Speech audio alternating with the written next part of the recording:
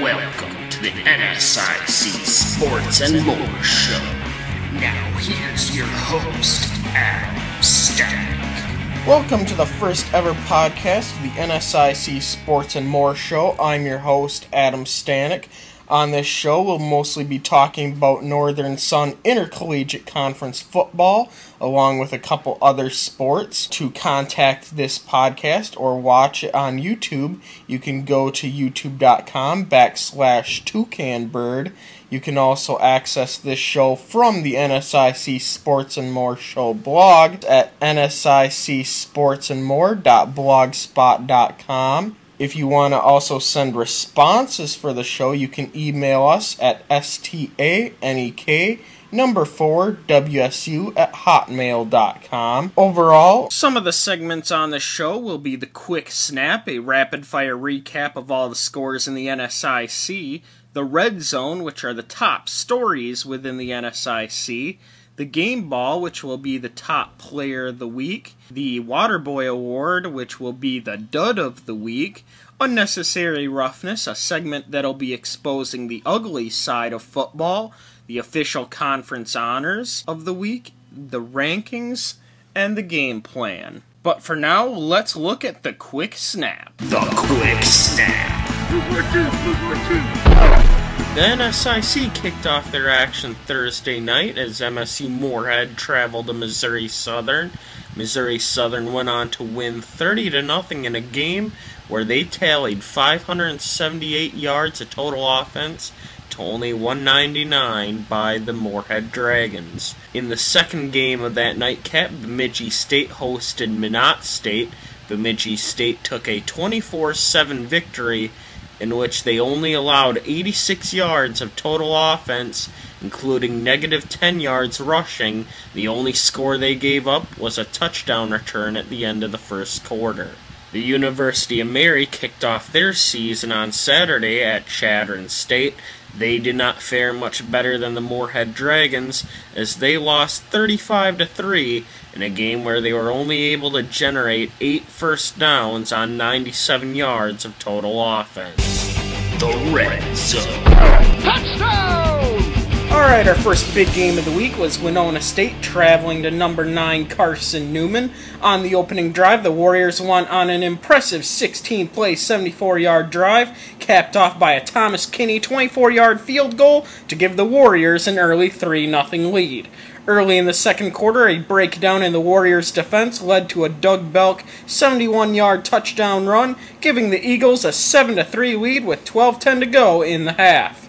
Carson Newman's next drive would span 10 plays and 75 yards, capped off by a Belk 18-yard touchdown pass to Jason Brown.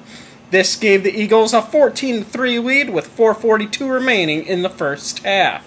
However, the Warriors' kick returner Curtis Dewberry would swing the momentum back in Winona State's favor. On the ensuing kickoff, he returned the ball 63 yards to the Carson Newman 21-yard line. This led to an Evan Aber 11-yard touchdown pass to Eric Steiny, cutting the Carson Newman lead to 4 with 2:21 to go in the first half. The Eagles came up with a big special teams play of their own as they took the next kickoff back 68 yards to the Warriors' 32-yard line. Just as it looked like Carson Newman would get one more score before the half, the Winona State defense came up big as WSU safety Ryan Jurgel forced a fumble that'd be recovered by linebacker Cody Dummer to keep Carson Newman from scoring before the half. The Warriors carried the momentum in the second half. With 3:59 to go in the third quarter, Evan Aber capped off a 14-play, 80-yard drive with a 4-yard touchdown pass to Kyle Melcher. Aber was impressive on the drive, going 6 for 9 with 61 yards and a touchdown. Carson Newman would get the lead back early in the fourth quarter with 13:23 to go. Eagles running back Nate Inman scampered for 3 yards for a touchdown, giving the Eagles a 21-17 lead. The play was set up earlier in the drive by a 60-yard Belk pass play to Patrick Miller. The Warriors were down, but they were far from out. On the very next drive, Aber completed a pass to Eric Swan for 56 yards, getting the ball down to the Eagles' 4-yard line. On the very next play, Curtis Dewberry pounded the ball into the end zone to give Winona State a 24-21 lead with 10:59 to play. Winona State would go on to win by that final score of 24-21. Overall, both teams were very even offensively, as the Warriors gained 359 yards, while the Eagles gained 366. The biggest difference in the game, though, was the turnover battle. Carson Newman committed 3 turnovers, while Winona State didn't commit a single turnover throughout the entire game. Winona State was led offensively by quarterback Evan Aber, completing 19 of 36 passes for 229 yards and 2 touchdowns. Eric Swan led all receivers with 4 receptions for 109 yards, and Rayon Simmons led the WSU rushing attack with 22 carries for 91 yards. Now we bring in WSU insider Corey Schell to talk to us a little bit about the Warriors this season. First of all, looking at this game, what did you think the Warriors were most improved on from last year? The number one thing that stood out to me was their ball security. As we all know, last year they had a problem with holding on to the pigskin. They went out to Carson Newman, and they didn't turn over at all. Aber didn't have 0 picks. They didn't fumble it, so that's the number one thing that stood out to me. Speaking of Aber, he had just an outstanding outing, 19 of 36, no turnovers, 2 touchdown passes. What were your thoughts about this young quarterback's first start? He looked solid. He looked real solid.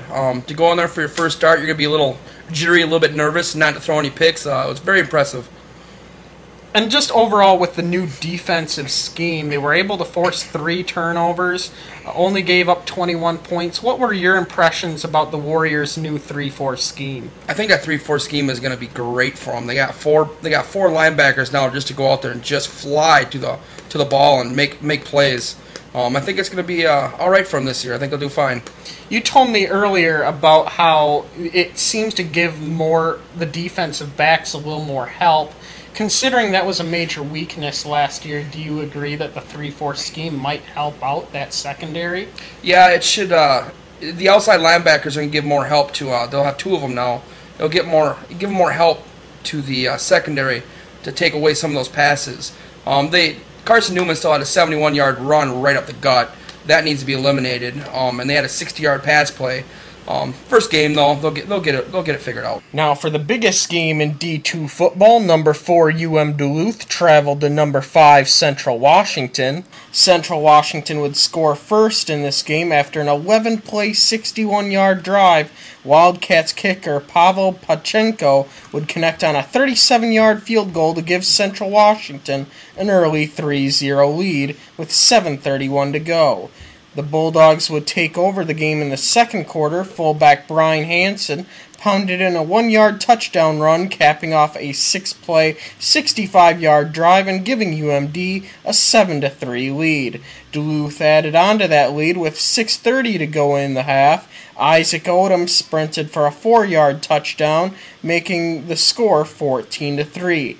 The game would quickly get away from the Wildcats as UMD quarterback Chase Vogler scampered for a 55-yard touchdown run to give UMD a 21-3 lead late in the second quarter.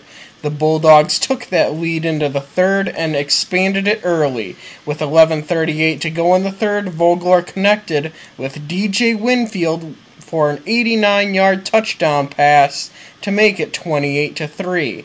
Central Washington finally scored late in the third. The Wildcats capped off a 5-play, 80-yard drive with a 39-yard touchdown pass by Ryan Robertson to Chris Smith to make it a 28-10 game. Just as the Wildcats were getting momentum, the Bulldogs' defense took it away. With 14:09 to go in the fourth quarter, Robertson threw an interception to Bulldogs cornerback Forrest Clements, and he returned it 46 yards for a touchdown. UM-Duluth goes on to win decisively 35-10. The Wildcats outgained the Bulldogs 370 yards to 345, but thanks to 3 interceptions by the UM-Duluth defense, they took over control of the game. Chase Vogler led the overall offensive attack. He completed 9 of 18 passes for 183 yards and a touchdown, and led the team in rushing with 6 carries for 74 yards and a TD. Central Washington defense held All-American Isaac Odom to 57 yards rushing on 20 carries. DJ Winfield had a huge game offensively with 7 catches for 164 yards and a touchdown. So Corey, after seeing UM-Duluth play this past Saturday, do you think they could be back to a national championship contender? Yeah, I think they could be contenders. I mean, it's only one game, but from what I've seen, they look pretty solid. They need to get the running game going a little bit better than Odom's 50 yards. But Vogler looked pretty good. He managed the game well on the ground. And in the air. If you keep doing that and get the running game going, watch out NSIC. With Vogler now starting his second season in his sophomore year, how do you think he'll be improved to help this team propel themselves to the national championship? They were 10-2 under him when he was a freshman starter. What do you see from him his sophomore year?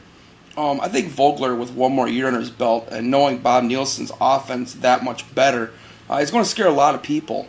I know I wouldn't want to face him or the Bulldogs if they get everything hitting on all cylinders, that's for sure. The NSIC would save the best for last as Wayne State traveled to number 13 Nebraska-Kearney for a big NSIC RMAC showdown. It would be a game of big plays with the Lopers drawing first blood. After a Kyle Schultz interception, UNK wide receiver Brendan Lee scored on a touchdown run from 29 yards out to give Nebraska-Kearney a 7-0 lead. On the next drive, Schultz made up for his mistake by delivering a 78-yard touchdown strike to Nick Polsher to tie the game at 7-7 with 1:32 to go in the first quarter. Wayne State took an early lead in the second quarter on a Schultz pass to Mitt Montgomery for a 59-yard touchdown, making it 14-7. The Wildcats expanded their lead with 3 minutes to go on a Nick Bell 22-yard field goal, making it 17-7 going into halftime. In the second half, the Lopers made a furious comeback. UNK quarterback Jake Spitzelberger delivered a strike to wideout Kyle Kaiser for 67 yards to make it 17-14 with 12:36 to go in the game. Later in the half, Lopers went on an 11-play, 73-yard drive, capped off by a Michael Gruber 24-yard field goal with 4:33 to go. Wayne State had a chance to win the game in regulation, but Martin's field goal from 54 yards out with 8 seconds to go sailed wide right, and the game went to overtime. In the overtime period, Wayne State took charge first. The Wildcats' 10-play drive was capped off by an Eric Meyer 1-yard touchdown run to give the Wildcats a 24-17 lead in OT. Wayne State stepped up the defense in overtime, forcing the Lopers into a 4th and 7 incompletion and giving the Wildcats the victory. Schultz was dynamic with his arm and his legs. He completed 13 of 26 passes for 205 yards and 2 touchdowns, with an interception. He was also the leading rusher for the Wildcats with 15 carries for 79 yards. The Wildcats' receivers came to play in this one, as Fulcher had 4 receptions for 99 yards and a touchdown, as well as Montgomery with 4 catches, 88 yards, and a TD.